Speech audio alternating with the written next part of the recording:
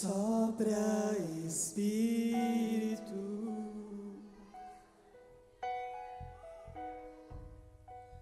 levanta os caídos,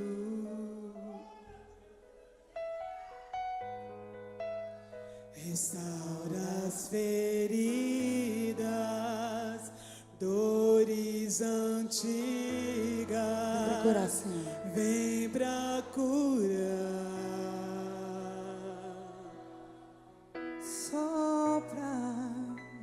Sopra, Espírito,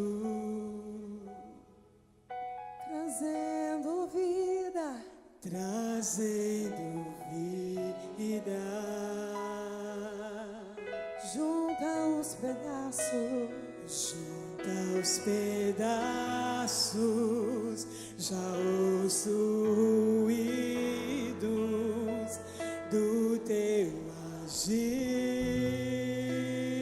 agir.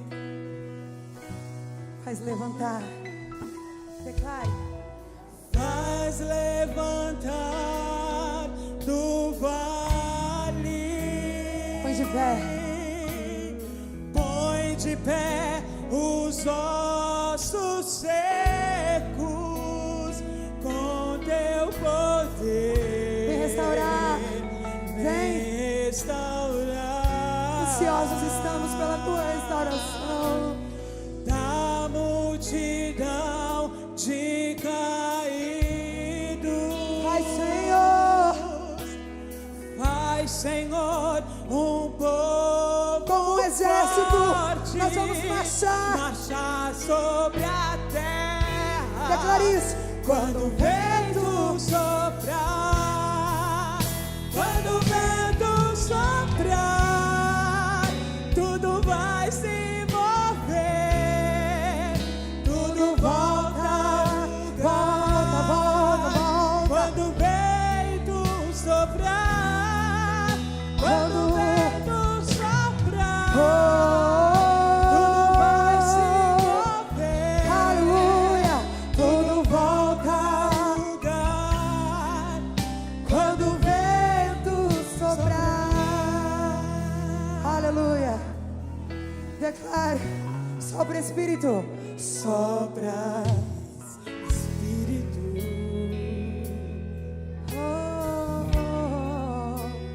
trazendo vida. Junta os pedaços, Senhor. Já podemos ouvir. Junta os pedaços. Já podemos ouvir. Já ouço o ruído Do teu agir. do teu agir.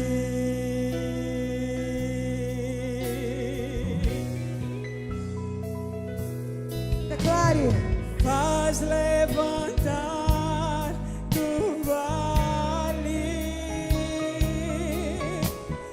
põe de pé os ossos secos com seu poder, vem restaurar. Da multidão de caídos,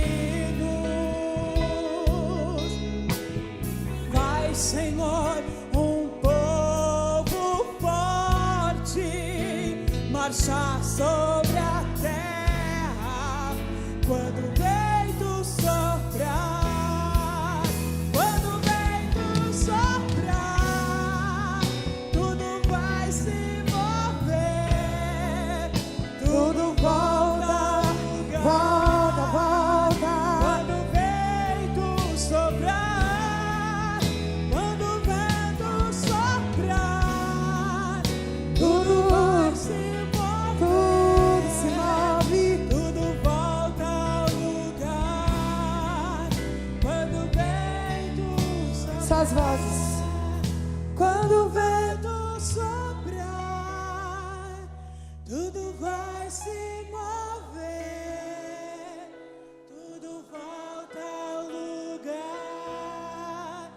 Quando o vento soprar, quando o vento soprar, tudo vai se mover,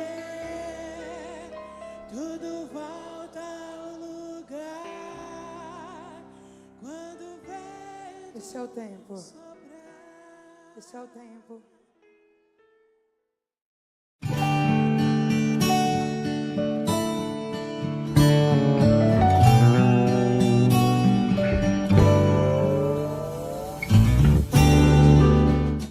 Eu trouxe para você uma palavra simples, porém de vida. Mateus capítulo 10, versículo 6, diz assim: mas de preferência, procurai as ovelhas perdidas da casa de Israel, e à medida que seguirdes, pregai que está próximo o reino dos céus. Curai os enfermos, ressuscitai os mortos, purificai os leprosos, expeli demônios, de graça recebestes, de graça dai. Senhor, glorificamos o teu nome nessa noite, porque o Senhor é bom, o Senhor tem nos dado vida, o Senhor tem nos doado todos os dias. O Senhor tem nos guardado, tem suprido, tem nos direcionado e tem nos orientado. E nessa noite não é diferente. Nessa noite nós apelamos a Ti, rogamos, suplicamos e pedimos que o Senhor nos dê uma palavra de orientação, uma palavra de repreensão, uma palavra de edificação, uma palavra de vida, Senhor, uma palavra de instrução, uma palavra de fortalecimento. Espírito Santo, seja bem-vindo em nosso meio. Tenha prazer, Senhor, em falar conosco. Tenha prazer em habitar no nosso meio. Eu te peço em nome de Jesus. Amém. Queridos, não é nada extraordinário. É algo básico, é algo simples. Jesus direcionando seus discípulos no Evangelho de Mateus, dizendo para que eles fossem pregar as ovelhas da casa de Israel, que eles seguissem pregando em seu nome, curando os enfermos, limpando os leprosos, expulsando os demônios, curando os enfermos, porque de graça eles receberam e de graça eles deveriam também doar.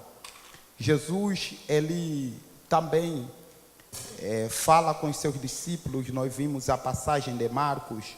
É muito bom nós também fazermos menção à passagem de Marcos no capítulo 15, não é? No versículo, Marcos capítulo 16. No versículo de número 15, Jesus disse para os seus discípulos: ide por todo o mundo e pregai o evangelho a toda criatura. Quem crer e for batizado será salvo, quem porém não crer será condenado. Estes sinais hão de acompanhar aqueles que crerem em meu nome: expelirão demônio e falarão novas línguas, pegarão em serpentes, e se alguma coisa mortífera beberem, não lhe fará mal. Se puserem as mãos sobre os enfermos, eles ficarão curados. Então essa ordenança de Jesus é para aqueles que têm um relacionamento com Cristo. Quem tem um relacionamento com Ele aqui? Então essa palavra é para você. Essa palavra é direcionada a você. Que nós possamos ter ouvidos nessa noite, para nós ouvidos para ouvir, que essa comissão é para todos aqueles que têm um relacionamento com Cristo. Mas eu quero começar por definir o que é responsabilidade. Responsabilidade é obrigação, dever de arcar e responsabilizar pelo próprio comportamento ou pelas ações de outrem. Então, responsabilidade é uma obrigação, né? É uma obrigação que eu tenho. É uma obrigação de cuidar, de arcar, de responder. Isso é responsabilidade. É uma obrigação.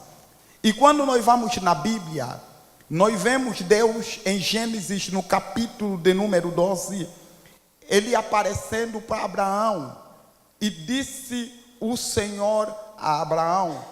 É uma palavra que nos mostra um Deus que conhecia Abraão. Deus conhecia Abraão. Ele está chamando Abraão pelo nome. Disse o Senhor a Abraão.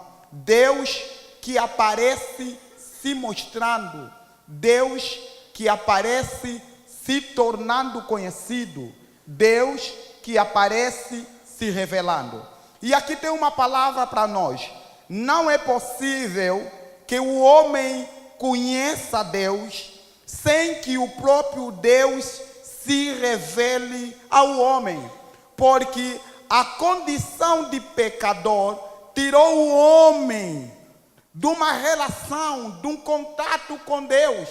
E a partir do momento que o homem peca, o homem ele torna desconhecido a sua essência. Ele não consegue reconhecer a sua essência. Ele não tem contato com Deus. Ele não conhece mais Deus na sua integralidade. Ele não tem uma relação. Ora, então, não é o homem do lado de fora que deve entrar em contato com Deus. É Deus que deve vir para o lado do homem. Não tem nenhuma possibilidade de um homem pecador transpor a barreira que o pecado colocou no relacionamento com Deus para poder ter um contato com Deus. É Deus quem veio do lado do homem e se tornou conhecido. Como Deus veio ao lado do homem? Deus veio ao lado do homem através de Jesus Cristo. Ele vem ao lado do homem e se torna conhecido e se torna acessível. Ora, é esse mesmo Deus que aparece falando com Abraão, porque Abraão não tem condição de ter contato com Deus. Agora Deus está se revelando para Abraão como o Criador. E pela fé, Abraão creu em Deus e isso lhe foi imputado por justiça. Como ele creu, agora há um relacionamento entre Abraão e Deus. Não é possível o relacionamento do homem como eu, com a natureza caída, com a natureza pecaminosa, chegar perto de Deus. É Ele quem chega perto de mim. É Ele quem se torna conhecido. É Ele quem me traz para junto de si. E a partir do momento em que Ele me traz para junto de si, há um contato, há uma relação, aí sim é possível haver responsabilidade. E nós temos responsabilidade. Foi assim que Deus apareceu a Moisés, chamando ele pelo nome. Moisés, Moisés, desata as tuas sandálias. O lugar que você está é um lugar santo. Nosso Deus é um Deus que chama. Ele conhece o teu nome. Ele conhece você desde o ventre da tua mãe. Ele sabe todos os passos que você dá. Ele sabe todos os lugares que você entra. Ele é um Deus de relacionamento. E quando há relação, aí sim há responsabilidade. E é isso que aconteceu. Abraão foi responsabilizado por Deus. Sai, agora já há uma relação. Então, sai da tua terra e vai para uma terra em que eu te mostrarei. porque há relacionamento entre o Criador e a criatura, entre o pai e o filho. Ele creu. Agora o pai pode responsabilizar o seu filho. Abraão, sai e vai. Deus agora pode responsabilizar Moisés. Moisés, desce até ao Egito e livra o meu povo. Agora Deus pode responsabilizar Gideão, porque Gideão conhece Deus. Sai e vai até aos medianitas. Assim como no Novo Testamento, Deus responsabilizou João Batista para preparar o caminho do Senhor. E a palavra aqui diz: ide por todo mundo, pregai o evangelho a toda criatura. Deus está responsabilizando aqueles que têm um pacto com Ele, aqueles que têm um contrato com Ele, aqueles que têm obrigação com Ele. Nós somos filhos, Ele é pai. Quem é pai manda. Quem é pai tem autoridade. Quem é pai é soberano. Quem é pai, Ele tem o trono, Ele está no trono. Ele é Senhor da nossa vida e Ele está nos responsabilizando a ir para o mundo e pregar o evangelho. E João foi responsabilizado por Deus a pregar, e ele prega no deserto a palavra do Senhor sobre o reino dos céus. Da mesma maneira, Jesus agora está responsabilizando os seus discípulos. Ide pela casa de Israel, pregar, que é chegado o reino dos céus, curando os doentes, limpando os leprosos, ressuscitando os mortos, expulsando os demônios, porque de graça recebeste e de graça dai. Aqueles que têm aliança, aqueles que são compromissados, aqueles que se renderam, aqueles que aceitaram, aqueles que se prostraram, aqueles que abraçaram, aqueles que emergiram, aqueles que estão dentro, aqueles que estão incluídos, aqueles que foram batizados, aqueles que foram renovados, aqueles que foram restaurados, aqueles que foram preenchidos, aqueles que foram transformados, aqueles que foram capacitados, aqueles que receberam o Espírito de Deus.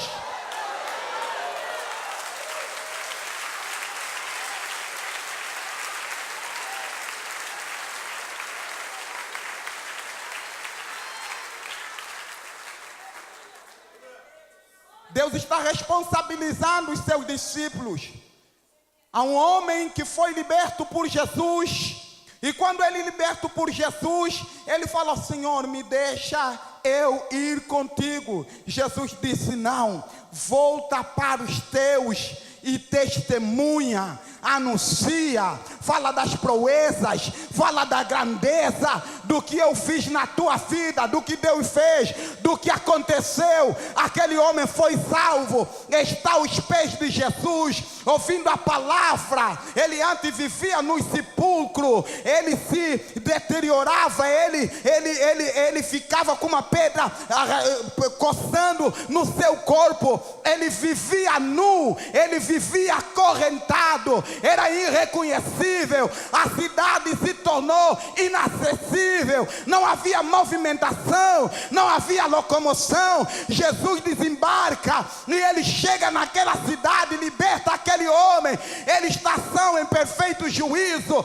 ouvindo a palavra do Senhor, e as multidões admiraram. É isso que o evangelho faz quando entra na nossa vida. Ele nos transforma a tal ponto que as pessoas ficam admiradas, vejam a grandeza. Nós nos tornamos lúcidos. O crente que tem a responsabilidade de transmitir a palavra, ele é lúcido, ele conhece o caminho, ele conhece a direção, ele tem a perfeita noção da realidade das coisas. O mundo não tem noção da realidade, do perigo, da iminência, do precipício, do inferno, do caos que a humanidade está. Mas aquele que foi separado, que foi liberto, que está lúcido pelo Evangelho, ele se levanta, ele prega, ele fala, ele aleluia, ele conclama, ele proclama, ele proclama, ele profetiza,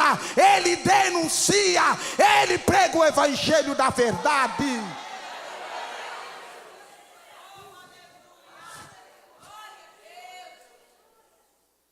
Esse homem foi responsabilizado? Não.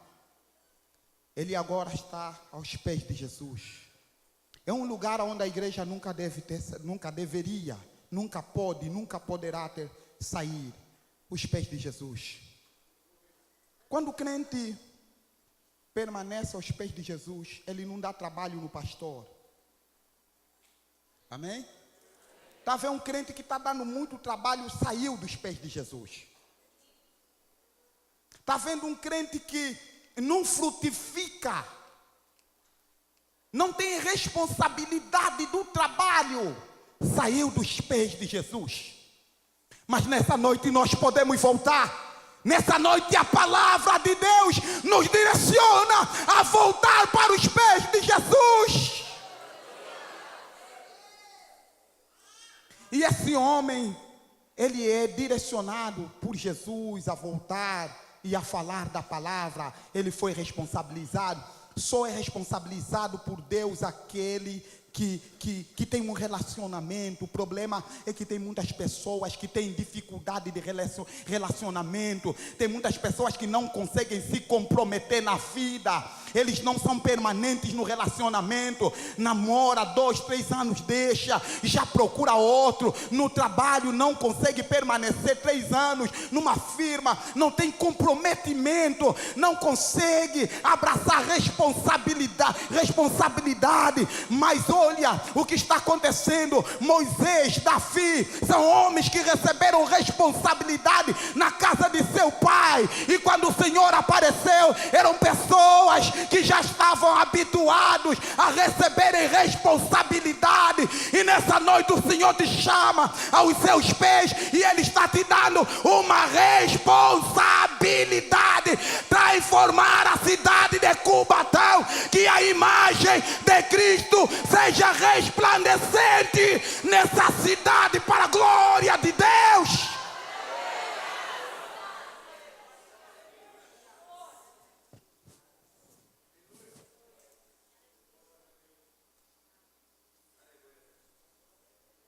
Nós vimos homens no período neotestamentário que receberam responsabilidades da parte de Deus e que cumpriram suas responsabilidades. Eu estava lendo um pouquinho sobre a biografia de João Calvino. Calvino é um homem que deixa um legado digno de ser imitado. Calvino se torna uma das autoridades da cidade de Genebra. E a contribuição de Calvino foi fundamental na economia, no ensino, na cidadania, na formação do caráter dos homens de Genebra. Eu me lembro de homens como William Carey, Livingstone, homens que entregaram o seu coração para Deus. Livingstone, ele entrega o seu coração para Deus de tal maneira que o seu próprio coração ficou sepultado no sul da África. Ele mapeou todo o sul da África, inclusive o maior rio de África, para facilitar com que a obra missionária avançasse, porque eram áreas que eram desconhecidas, eram áreas que não estavam mapeadas. Mas ele vai num trabalho de doação, ele se doa porque ele entendeu a responsabilidade que Deus deu para ele. Nós devemos entender qual é a nossa responsabilidade nessa cidade. Qual é a tua responsabilidade nessa cidade?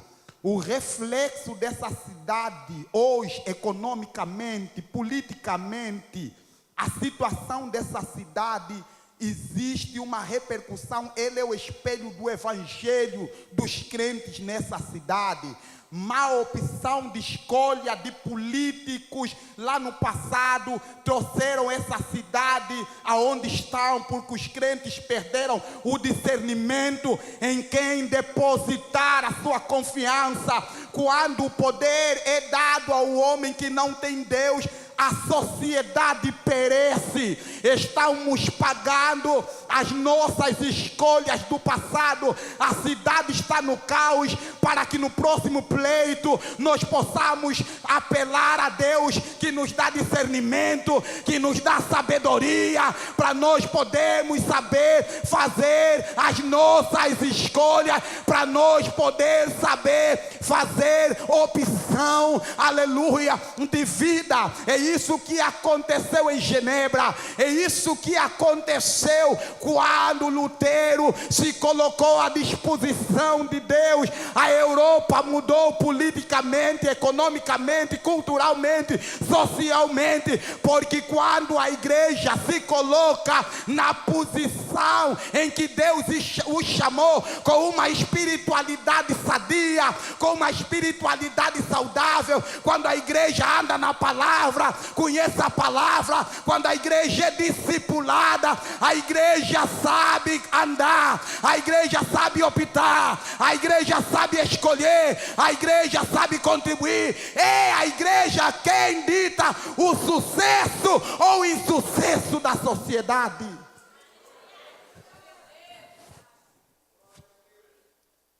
Eu estava aqui já quando passou as eleições passadas, passou o pleonasmo. Eu fiquei indignado como eu cheguei nessa cidade. Não estou dizendo que eu sou cara, não sou. Mas em quase um ano aqui, eu tive noção, se eu fosse brasileiro, como eu ia votar. E muitas pessoas não sabiam. Crentes. É a mesma situação que o Brasil está. Porque a nossa espiritualidade, a nossa responsabilidade como crente, a nossa responsabilidade, como é capaz de votar num partido com ideologias contra a família, com ideologias maquiavélicas vindas do inferno, temperadas no inferno, mas o crente vai lá e vota. Não, a palavra de Deus não nos leva para essa direção. Lembra-te aonde caíste e arrepende. Responsabilidade, irmãos. É porque nós temos uma espiritualidade míope, fraca. Às vezes o pastor está dando uma orientação, pensa que o pastor quer comprar voto. O pastor não quer comprar voto. O pastor viu, está tentando te direcionar. Aí o irmão fica pensando que o pastor está querendo fazer campanha dentro da igreja. Eu nunca falei com o pastor Felipe acerca disso. Eu que estou falando aqui. Responsabilidade, irmão. Se nós não acordarmos dentro das responsabilidades que nós temos, nós vamos viver momentos muito críticos aqui na cidade e no Brasil. Responsabilidade.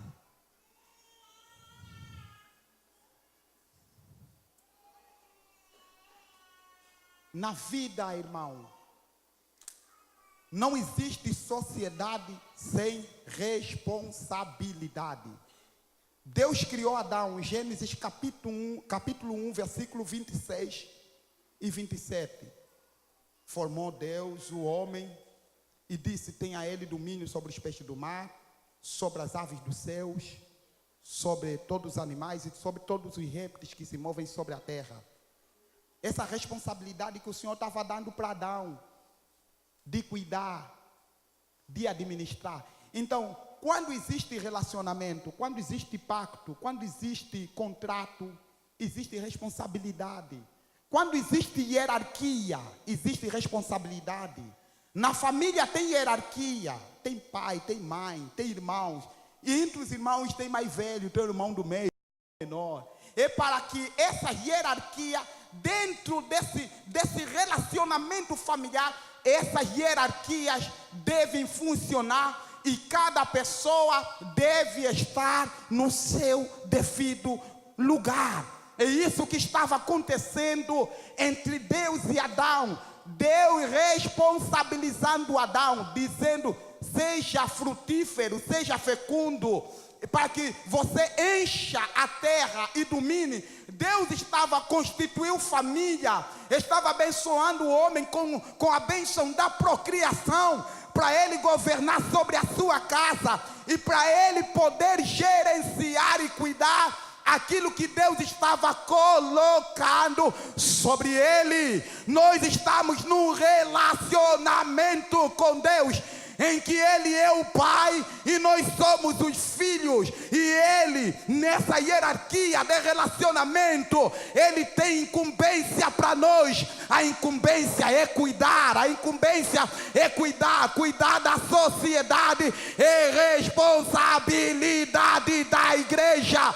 É a igreja quem cuida da sociedade, é a igreja quem fala dos padrões moral, dos padrões éticos, é a igreja que educa o cidadão, quem reeduca através da palavra, que nós possamos acordar para a responsabilidade que Deus nos deu sobre essa nação, em nome de Jesus.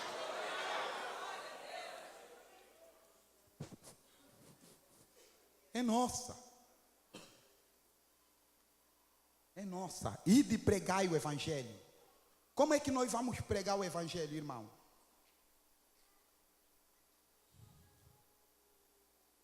Como nós vamos pregar? Se a gente tem uma igreja hoje, nem todos, mas eu estou abordando no geral, em que praticamente são os obreiros que leem a palavra, são os obreiros que oram, são os obreiros que trabalham.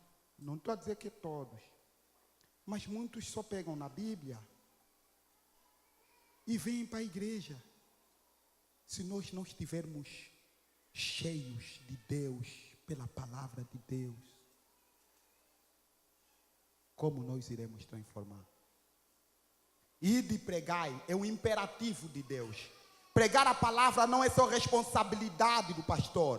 Pregar a palavra é responsabilidade de todo aquele que é salvo em Jesus Cristo. Pregar a palavra é para cada um de nós que estamos aqui nessa noite. E pregar a palavra é um privilégio. Lutero, se utilizando das palavras de Agostinho, disse: pregue, se possível, fale palavras. Pregue, se possível, fale palavras. A Bíblia fala: pregue em tempo e fora de tempo. Pregar a palavra de Deus é um privilégio. Certa vez, Dr. Gessiel Gomes disse: ele vai morrer pregando a palavra de Deus. E no dia que tirarem a oportunidade dele pregar, ele prefere a morte. Pregar a palavra. Pregar a palavra é a missão mais nobre que um homem pode ter na face da terra. Pregue, fale do evangelho, que é o poder de Deus para a salvação daqueles que crerem. John MacArthur disse: a grande comissão não é um manifesto de marketing. O evangelismo não requer vendedores e sim profetas. É a palavra de Deus e não qualquer sedução mundana que planta a semente que produz um novo nascimento. Não ganharemos senão o desprezo de Deus se procurarmos remover o escândalo da cruz. Pregar a palavra é falar da cruz. Pregar a palavra não é triunfalismo. Pregar a palavra não é positivismo. O positivismo surgiu na Europa com vários pensadores que nós temos aí, mas o positivismo não é a solução. Marx deu várias propostas para a solução social. Ele estudou várias teorias marxistas marxista para que a sociedade pudesse desenvolver, mas a sociedade não desenvolve no positivismo. A sociedade cresce no Evangelho, a sociedade avança no Evangelho, as famílias são restauradas no Evangelho, as famílias são curadas no Evangelho, os casamentos são edificados no Evangelho, os filhos são educados no Evangelho, a sociedade é próspera no Evangelho, a sociedade preserva a moral, preserva a ética no Evangelho. Devemos pregar o Evangelho como Cristo pregou, sem adulteração. Segura um pouco, eu vou terminar. Brizotti disse: pregar a palavra não é tarefa fácil. A mensagem que somos convocados a pregar é altamente ofensiva. Cruz. O próprio Cristo é visto como pedra de tropeço e escândalo. A mensagem da cruz assusta. É loucura para alguns. Não é tema de festas infantis. É que hoje, quando se prega de cruz, quando se prega de Cristo, a igreja não quer ouvir. A Bíblia fala que nesse tempo estão fazendo mestres segundo os seus próprios ouvidos, que são tentados a pregar aquilo que a multidão quer ouvir, que a multidão aplauda, que o pregador saia ovacionado, que ele seja visto. Essa mensagem é anátema, a mensagem que cura, que restaura, a mensagem que liberta, que transforma. Ele tem Cristo no alto, ele tem Cristo no topo, ele tem Cristo em cima. Cristo é o nosso símbolo, a cruz é o nosso símbolo, a ressurreição é a nossa vitória. Cruz é renúncia, ressurreição é vitória. É isso que nós temos que pregar para a honra e glória de Deus.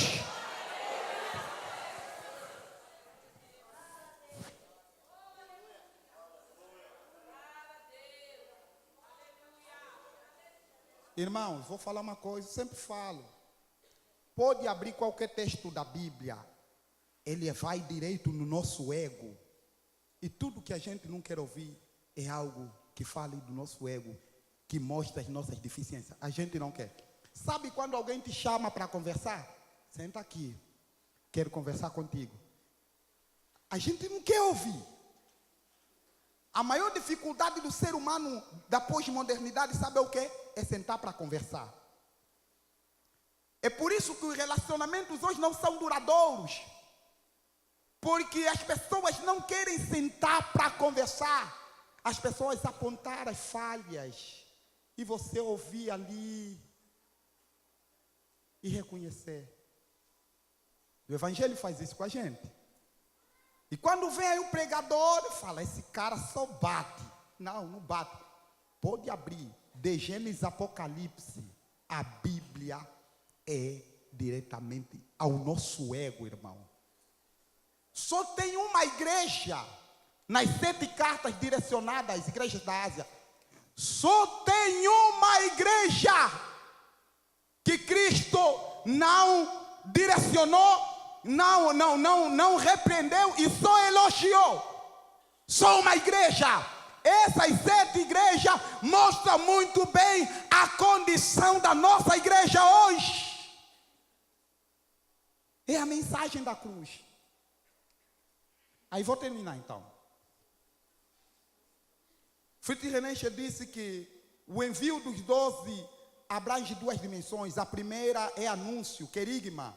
A segunda é cuidado pelos outros. O nosso evangelho de hoje não é evangelho que se volta para o cuidado. Evangelho é anúncio. Mas evangelho não é só anúncio. O evangelho é cuidado. Ele diz que com uma mão nós pregamos, com a outra mão nós ajudamos. Esse é o evangelho. E vislumbra muito bem o ministério de Cristo. Cristo com uma mão pregava, com a outra mão ajudava. Ele abraçava as pessoas. Cristo com uma mão pregava, com a outra mão levantava. O evangelho de Deus não é ortodoxia morta. O evangelho é prática. O evangelho é obra. Tiago disse: porventura alguém precisa de alguma coisa, E você vai dizer àquele irmão, vai, e você não vai lhe dar de vestir ou de comer. Que fé é essa? A fé sem obra é morta. A igreja deve pregar não só com palavra. A igreja deve pregar com cuidado. É a gênese da igreja primitiva. Uma igreja que se ajudavam mutuamente e não havia necessitado no meio da igreja. A missão da igreja é abraço, é cheiro. A missão da igreja é comunhão.